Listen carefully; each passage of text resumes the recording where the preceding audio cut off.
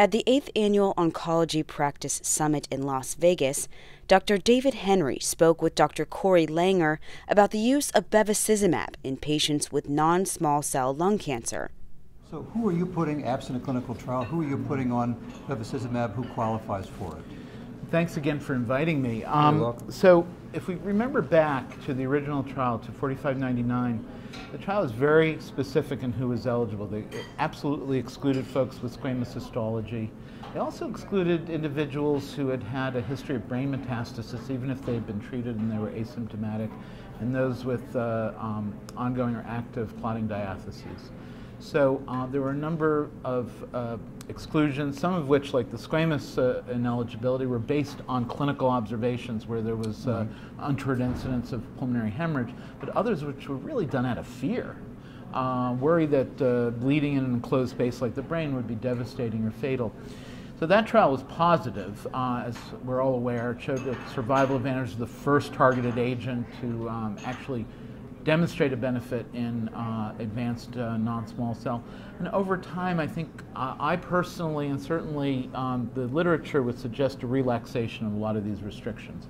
The Passport trial was specifically designed to look at the safety of bevacizumab in first line and second line in patients who had had brain metastasis that had been adequately treated, and there was really no calamitous complications, certainly no increased risk of brain hemorrhage. And the AVAIL trial and the some of the post-registration trials, I guess, the consortium efforts showed that you could either continue or introduce bevacizumab in patients who had controlled history of DVT or even pulmonary emboli, as long as they were relatively stable or stable on their anticoagulants and not demonstrating untoward bleeding. The bleeding rates do go up a little bit, but usually grade 1 or 2. So the population you can actually treat with this drug has expanded.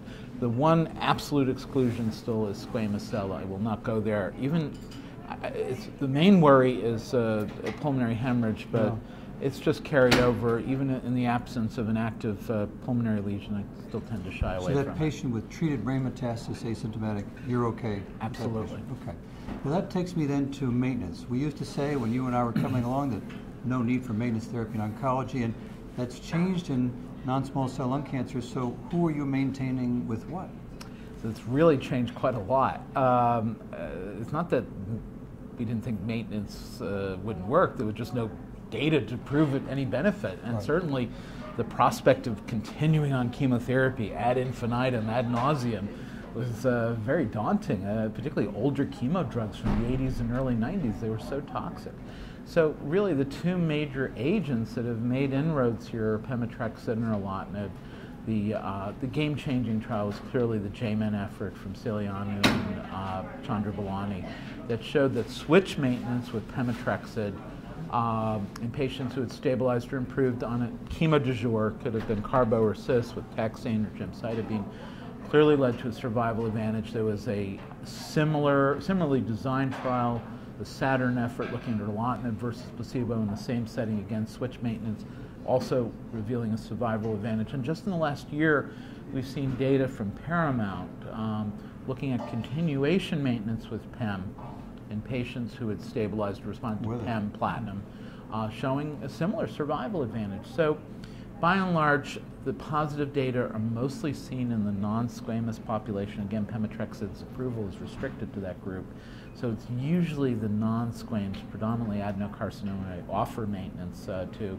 The irony is erlotinib's approval for maintenance crosses all histologies, and yet we don't usually think of erlotinib as a squamous drug, but it certainly could be used here.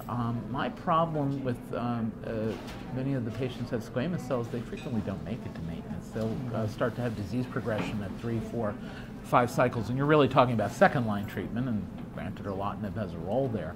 The squamous patients, partly by design and also by default, are not getting maintenance. So that takes me, erlotinib takes me to my final question, which is the EGFR-mutated patient, the minority, but the minority we look for. You've led that field.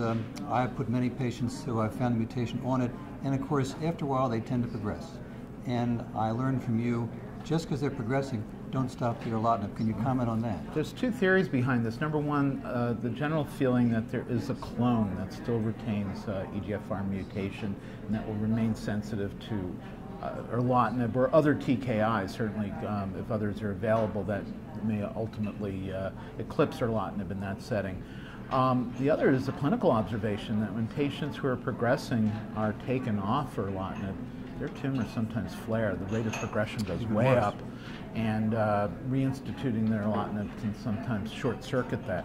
So there's a big debate. What do we do with these patients? If they're slowly progressing, we're measuring this by millimeters every 2 to 3 months, I just assume keep them on it. They're asymptomatic, they're not manifesting any new sites of tumor. If they're having oligomets, and we see this all the time, an isolated brain met or an isolated adrenal met, other sites of disease are stable or continuing to respond, I'll deal with the metastasis and continue them on erlotinib. And that really violates our old oncologic principles, but it's practical.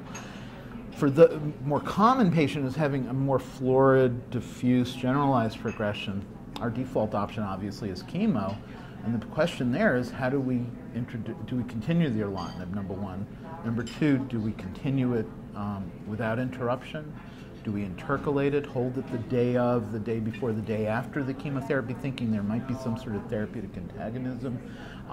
Do we just give the chemo alone, but then once they've stabilized or responded to that, reintroduce the erlotinib sort of as a pseudo-maintenance? No right answer. There are some studies in East Asia that are actually examining this. It's, of course, an area of the world where they have a much higher relative population of EGFR mutant non-small cell, and they're comparing chemo alone to chemo plus continuation of erlotinib. So basically, EGFR TKI beyond progression. I think those studies will be highly informative.